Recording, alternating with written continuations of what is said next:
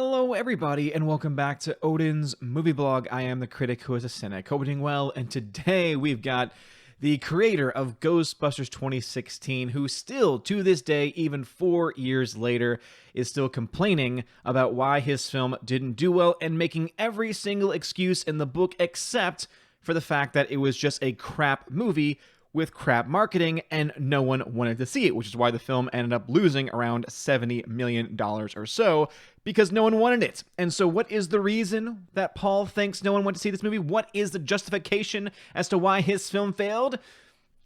Because of racism. Because of sexism. And I'm going to not only read his words today, but I'm also going to give you concrete proof that this is obviously completely not only idiotic, but also completely wrong. Because what he's trying to say here is that the reason why his film failed is because audiences, general audiences, don't care about important things to him, such as race and gender. Aha! I say nay, nay. Let's go ahead and dive into this. This is an article from John F. Trent, our boy over at Bounding Into Comics. And so Ghostbusters director Paul Feig, I always forget how to pronounce his name because honestly, I just don't care, is back at trying to explain why the film bombed at the box office. Back in 2015, before the film even hit theaters, Feig attacks critics of his film saying the internet is really funny. I love it, but I hate it at the same time. He added, the first wave when you make an announcement like that is overwhelmingly positive. Everyone's so happy and you're like, this is great. Then comes the second wave, and you're like, OMG, some of the most vile, misogynistic crap I've ever seen in my life. Oh my gosh. Oh my goodness. As for why he declared critics of the film misogynistic, Feig stated, the biggest thing I've ever heard for the last 4 months is thanks for ruining my childhood. Well, yes, because you took an idea and a concept that many people fondly remember back from the 80s with the original Ghostbusters and Ghostbusters 2, which were fun, well-written, smart, and had great actors, and then your concept was, ooh, what if we made the Ghostbusters all women? And what if we made that the sole reason why the film actually exists? We're not going to get in great actors. We're not going to have a good script and good writing. We're just going to say, hey, guess what, guys? They're women. They can do it too. And that's your basic premise for the entirety of the film.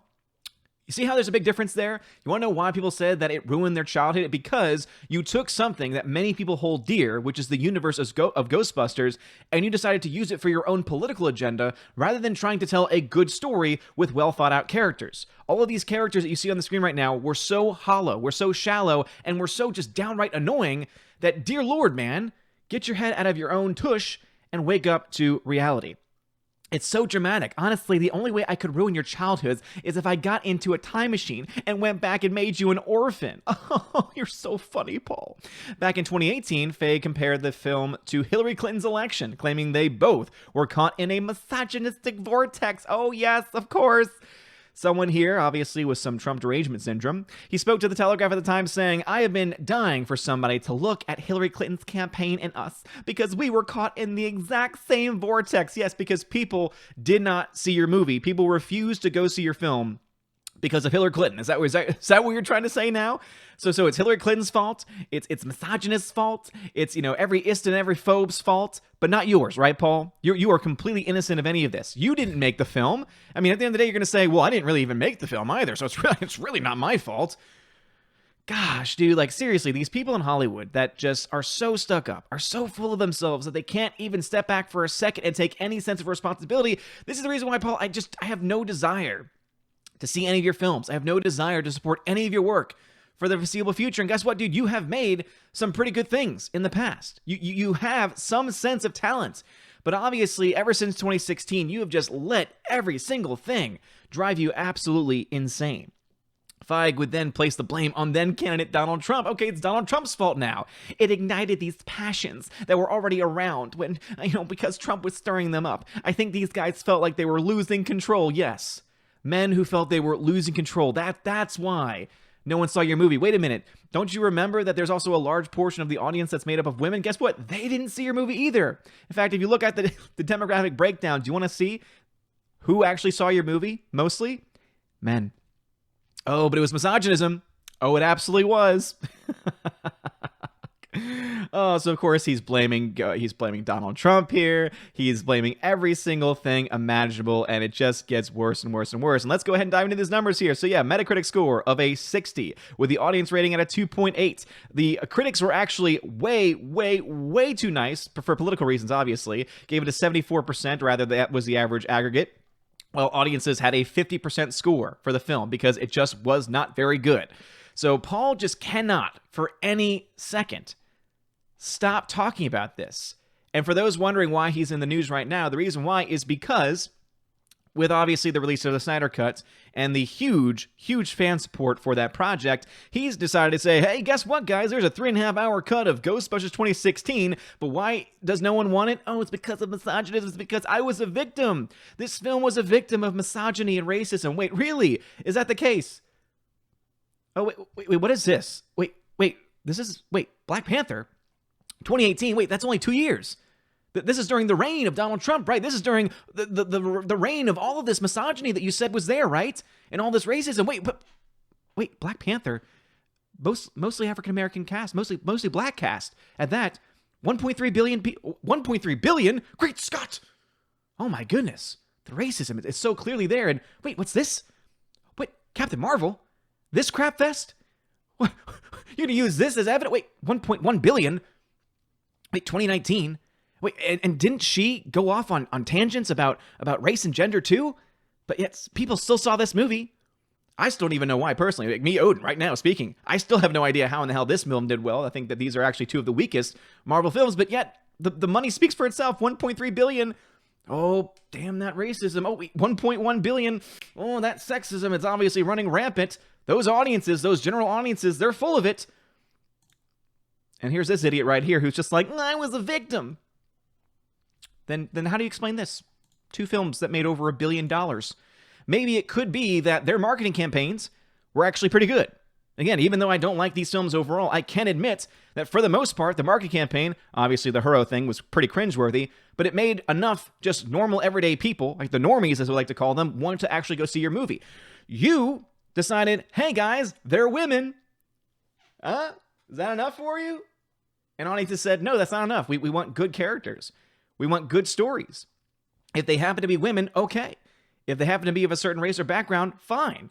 But if you're not going to give us a good, compelling story, and on top of that, if you're going to take a property that's already existed from the 80s, that many people love and are passionate about, and not add anything to it other than, they're women now, how you cannot see how that would fail, how you cannot see that that's the reason why your film failed because of you, because of the decisions that you made, because of your crappy writing, because of your crappy leadership, is just completely astounding. But then again, it's really not that surprising seeing that you are a part of that Hollywood elite who thinks that you are better than everyone else, that thinks you know better than everyone else, that thinks you know better than the audiences. No. Audiences don't know what they want. We need to tell audiences what they want. It's because of that fallacy. It's because of that mistake. Your film lost $70 million, and now you've got thousands and thousands of people clamoring for a film, hashtag release the Snyder Cut, that came out just about the same amount of time as your film did, wanting even more, wanting an original vision from the director. While you told us your vision, gave us your vision, and guess what? Your vision sucked. Anyway, what are your thoughts about this? Can you honestly believe that Paul is still going off on these tangents? I personally can, because he's obviously a part of this political class in Hollywood that just, again, have their heads so far up their own tushes that they cannot understand that roses only smell when they're outside of him. But anyway, what are your thoughts about this? Let me know in the comments in the comment section below. If you like this video, smash that like button, hit that subscribe. It helps out a lot. You're all amazing and beautiful people. Have a wonderful day. And as always, God bless. And now a huge shout out to my May Patreon and Subscribe Star members: Albertus Magnus, Animation Commentator, Brian P., Dion, Divex, Enrique Evangelista, Father Christopher Miller, hail to you, Father, Frank the Tank and the Shawhan Weeder Dog Clan, Harold Francis, the Hunker Chunker Funker Monkey, Inflame Wood, It's a Trap Productions, Jason Clark, Jeffrey Toon, Kenneth Camiel, Lady T, Laura Story, Mad Mitch Dunaway, Mike Jackson, Mr. Peabody and his evil twin with the beautiful hair, Orange Hat Reviews, Outpost Dyer, Out of Step with Reality, Riff Magos, Rosetta Allen, Steve Glasker, Teresa Martin, Theodore Bendon, Tina Bojan, The DJD Show, and Tina B. Thank y'all for being my Patreon members, and a shout out to my Subscribestar peeps, John B., Perpetual Punster, Robert Revo, Mr. Roy, Glinzer, G2 Cool 99, Darkstar 57, J. Alex MacArthur Jr., US 888209 Fast, Dean Heiss, Harold Francis, J. Rod the Beer Guru, Nebadon G. Adams, and ZK Man. And a special shout out to David Bobrizik and Edgardo Martinez. I'm going to leave that pause there just in case anyone decides to join for the month of May, because you can indeed join on Patreon or Subscribestar anytime this month to be eligible for any of the perks. They include access to an exclusive podcast that I do with John, the Flick Pick of John Flickinger's fame, so make sure you go ahead and check that out at the $10 and up level. Also, if you Subscribestar or Patreon at $5 or up, you have access to exclusive giveaways of 4K movies, digital films, and a bunch of other stuff in between as well. And if anything, you could at least give just anything that you really want to help support the channel, and it would really help me out a lot. It keeps the lights on, makes me able to continue to do this kind of stuff. So anything you possibly give, check out some more information in the description of the Patreon, Subscribestar, and of course YouTube membership links as well. You guys are all amazing and beautiful people. Have a wonderful day, and as always, God bless.